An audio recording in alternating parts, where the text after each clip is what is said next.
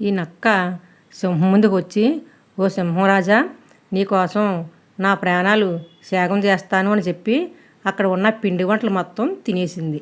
శుభ్రం కొడుకుండా తినేసి చచ్చినట్టు పడిపోయి చేస్తుంది. అప్పుడు సింహం బ్రాహ్మడితో, చూసావా ఈ నక్క ఎంత మంచిదో, నా కోసం దాని ప్రాణాలు త్యాగం చేసింది, ఇప్పుడేమంటావు అన్నది సింహం. అప్పుడు ఈ బ్రాహ్మణుడు నక్క ఆలోచన పసిగట్టాడు. దీని పని చెప్పాలి అనుకున్నాడు.